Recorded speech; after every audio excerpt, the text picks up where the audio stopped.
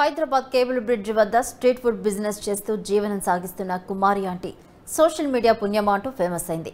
YouTube వీడియోలు, Insta రీల్స్తో కుమారి ఆంటీగా viral అయిపోతుంది.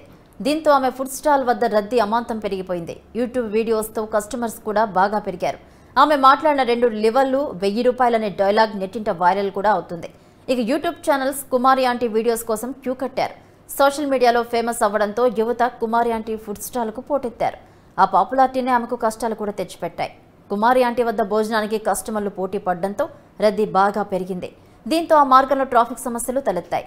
దీంతో ట్రాఫిక్ పోలీసులు రంగంలోకి దిగి కుమారి ఆంటీపై కేసు నమోదు చేశారు. ఇలా రోడ్లపై భోజనం అమ్మడానికి వీల్లేదని, షాపు మూసివేయాలని కోరారు. దీంతో పోలీసులు కుమారి ఆంటీ మధ్య వాగ్వాదం జరిగింది. ఈ క్రమంలో కుమారి ఆంటీ షాపుపై సీఎంఓ స్పందించింది. కుమారి ఆంటీ షాపును మార్చాలనే నిర్ణయాన్ని తెలంగాణ సర్కార్ వెనక్కి తీసుకుంది. యథావిధిగా కొనసాగించాలని డీజీపీ, ఎంఏయుడి అధికారులను సీఎం రేవంత్ ఆదేశించారు. ప్రజాపాలనకు ప్రాధాన్యత ఇస్తామంటూ సీఎంఓ ట్వీట్ చేసింది.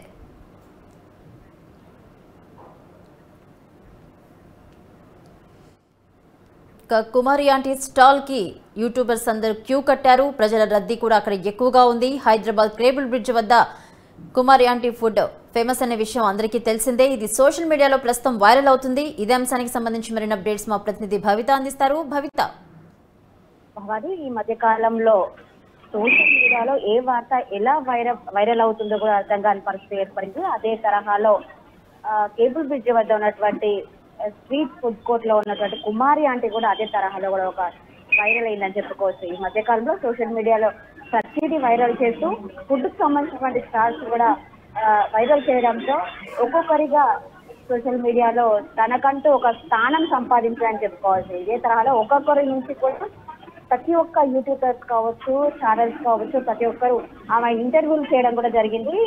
ఈ సందర్భంగానే తను ఒక ఫేమస్ అయిందని చెప్పవచ్చు. అయితే యూట్యూబ్ లో చూస్తున్నటువంటి వీడియోస్ చూసి ప్రతి ఒక్కరు యువత కావచ్చు, అక్కడ ఉండేటువంటి జాబ్ చేసేటువంటి వాళ్ళు కావచ్చు, ఏంటి అన్నట్టుగా కూడా అంటే ఫుడ్ ను టేస్ట్ చేద్దామని చెప్పేసి కూడా డైలీ అక్కడికి వెళ్తుండడము. ఈ మధ్య కాలంలో చాలా ట్రాఫిక్ కూడా పెరిగిపోయి ఇబ్బందులు ఎదురవుతున్న పరిస్థితి ఉంటుంది.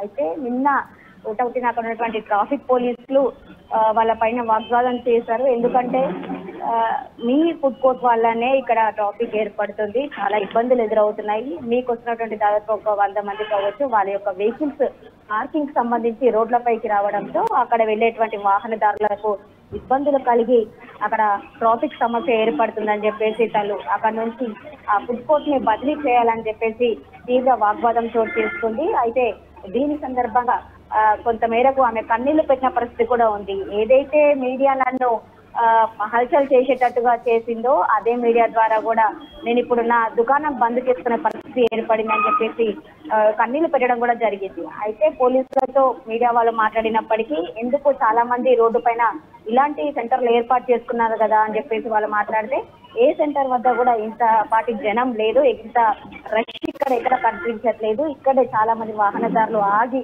ఇక్కడ భోజనం చేస్తుండటంతో ఇక్కడ చాలా ట్రాఫిక్ సమస్య ఏర్పడుతుంది, చాలా ఇబ్బందులు తలెత్తుతున్నాయి అని చెప్పేసి చెప్తున్న పరిస్థితి కనబడుతుంది. ఒకవేళ తెలంగాణ ప్రభుత్వం కావచ్చు, హైకోర్టు కావచ్చు, ఖచ్చితంగా ఫుడ్ స్టాల్ ని తీసేయాలని చెప్పేసి ఆదేశాలు ఇస్తే మాత్రము ఇంకెప్పుడు కూడా ఇక్కడ ఫుడ్ స్టాల్ ని ఏర్పాటు చేయకూడదు.